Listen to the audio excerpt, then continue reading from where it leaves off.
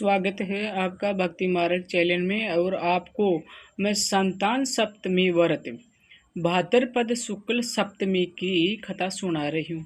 और भी please video को लाइक सब्सक्राइब जरूर करना। और ये अपने संतान की लंबी आयु के लिए अपने ये व्रत करते हैं। माताएं बहनों सब करें ये व्रत। पुत्र प्राप्ति, पुत्र रक्षा तथा पुत्र अभ्युदय के लिए किया जाता है।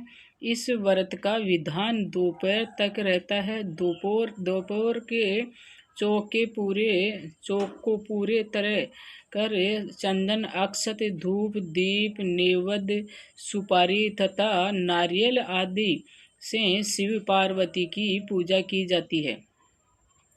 इस दिन नैवेद्य भोग के लिए खीर, पूड़ी तथा गुड़ पूरी रखी जाती है। रक्षाबंधन के लिए शिवजी को डोरा भी अर्पित किया जाता है। इस डोरे को शिवजी से वरदान के रूप में लेकर धारण किया जाता है। कहानी सुनने जाती है। इस दिन जामवंती के साथ श्याम सुंदरी तथा उसके बच्चे सामूहिक की पूजा भी की जाती है। माताएं पार्वती का पूजन करके पुत्र प्राप्ति का, उसके अभ्यास का वरदान मांगती है।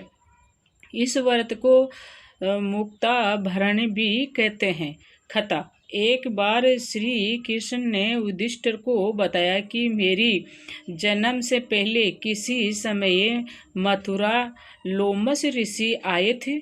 मेरे माता पिता की तथा वासुदेव या भक्ति पूर्वक पूजा की तो ऋषि ने आदेश दिया, हे देवकी, कंस ने तुम्हारे कई पुत्रों को पैदा होते ही मारकर तुम्हें पुत्र शोक देगा।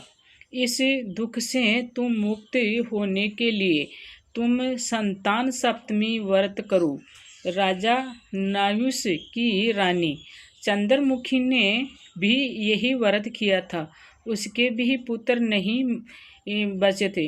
ये व्रत तुम्हें भी पुत्र शोक से मुक्त कराएगा। देवकी ने पूछा, हे राजन, मुझे व्रत का पूरा विधि विधान बताइए। लोमस ऋषि बोले, नयुस अयोध्यापुरी का प्रतापी राजा था। वह विष्णु दत्ती नामक ब्राह्मणी भी रहती थी। उसकी पत्नी का नाम रूपावती था। चंद्रमुखी तथा रूपावती में परस्पर घनिष्ठ प्रेम था।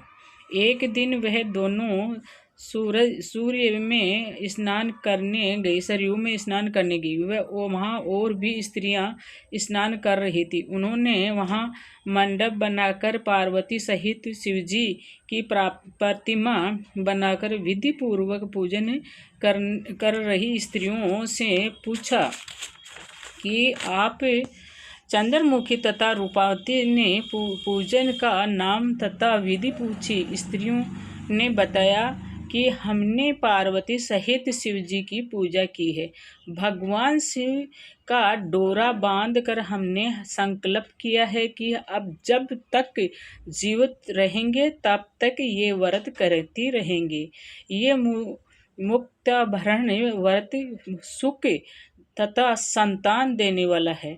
स्त्रियों की बात सुनकर उन दोनों सखियों ने भी आजीवन पर्यंत इस व्रत को करने का संकल्प लेकर शिवजी के नाम का डोरा बांध लिया। किंतु घर पहुंचने पर वह संकल्प को भूल गई। फलस मृत्यु के पश्चात रानी वानरी तथा ब्राह्मणी मुर्गी की योनि में पैदा हुई। कालांतर में पशु योनि छोड़कर मनुष्य योनि में आई। चंद्रमुखी मथुरा के राजा पृथ्वीनाथ की रानी बनी और रूपावती ने एक ब्राह्मण के घर जन्म लिया। इस जन्म के रानी का नाम ऐश्वर्य तथा ब्राह्मणी का नाम भूषण रखा गया। भूषण का विवाह राजा राजपुरोहित अग्निमुखी के साथ हुआ।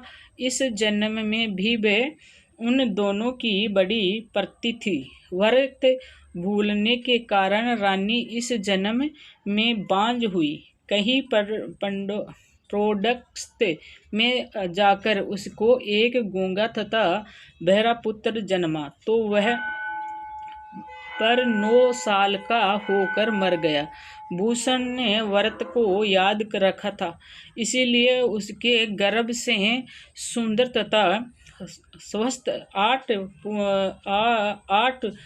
पुत्रों ने जन्म लिया। रानी ईश्वरी के पुत्र शोक के संवेदना के लिए एक दिन भूषण उससे मिलने गया। उसे देखते ही रानी के मन में डांस पैदा हुई।